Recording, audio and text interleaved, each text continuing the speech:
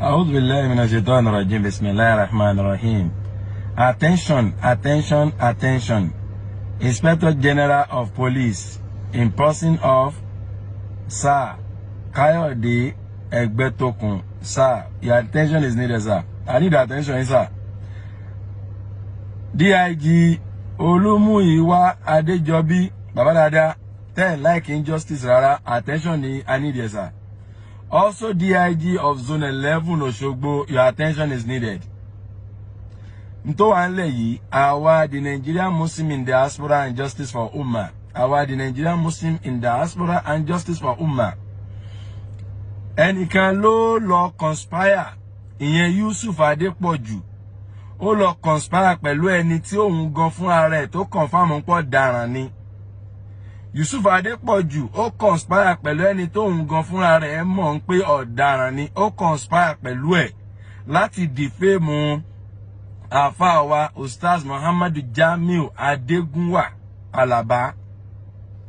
Yusuf Adepoju yìí òun ló lọ conspire pẹ̀lú àwọn bíi mẹ́fà tó jọ involve nínú kéèsì tí à ń wá justice lórí ẹ̀. Kéèsì tí à ń wá justice lórí ẹ̀ yìí, òun Yusuf Adepoju àti Captain Albarika Yaya àti other 6 members, other 5 members that make them 7 in total number. Not jọlọ conspire pọ̀. Tán fi bà Ustaz Muhammadu Jamiu Adegunwa lórúkọ jẹ́. Wọ́n fi ẹ̀sùn olè kàn. Àwa wò ń pé kí wàhálà má bàa ṣẹlẹ̀ láàrin ìjọ kan sí ìjọ míì.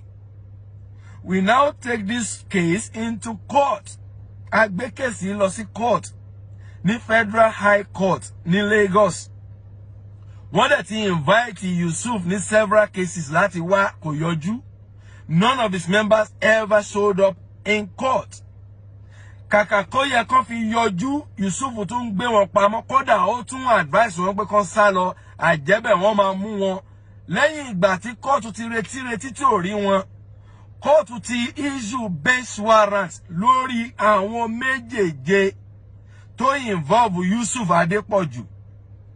Láti ìgbà yẹn ni Yusuf ti ń gbé ẹjọ́ oríṣiríṣi dìde láti lè máa fi destabilize àti láti lè fi change everything against ẹni tó ní ẹjọ́ gangan.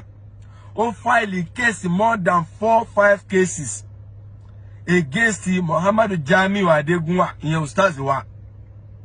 Látara pé kò fẹ́ kó wádìí òdodo àwọn ta ló jọ pa wọ́pọ̀ tó fẹ́ fi bà òun lórúkọ jẹ́.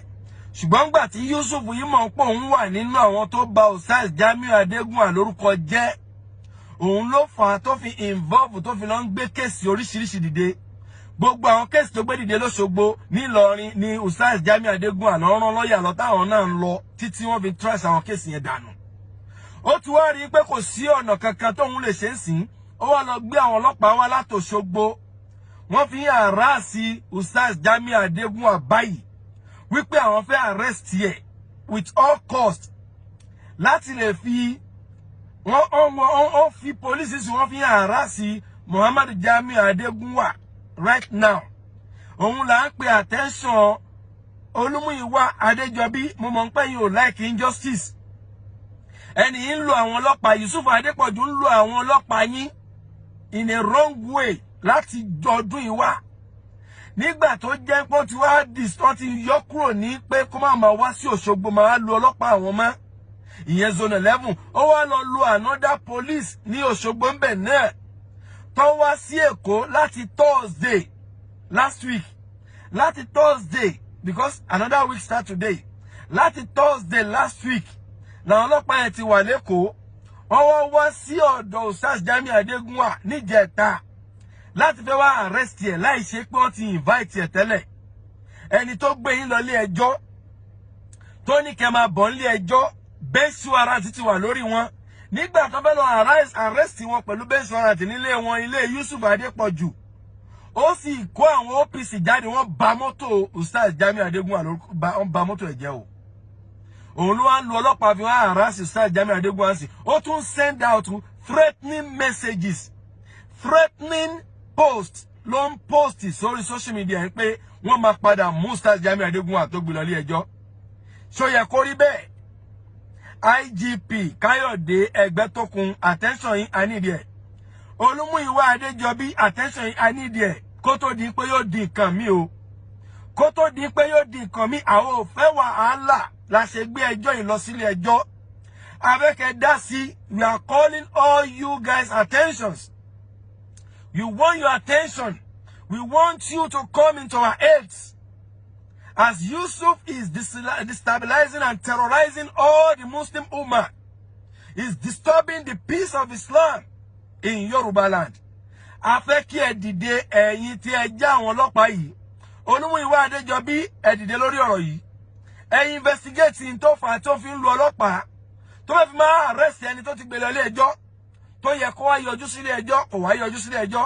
Kàkà kó wá yọjú sílé ẹjọ́, àtàwọn tí wọ́n pè kó wá yọjú sílé ẹjọ́, wọn ò yọjú. Kàkà yẹn ó lọ ń gbé ọlọ́pàá wá, kó fi máa harass ẹni tó gbé wọn lọ ilé ẹjọ́ ni o. Ẹ bá dìde sórí ẹ o, kó tó di nǹkan mi o. Assalamu alaikum. Peace be unto you, sir.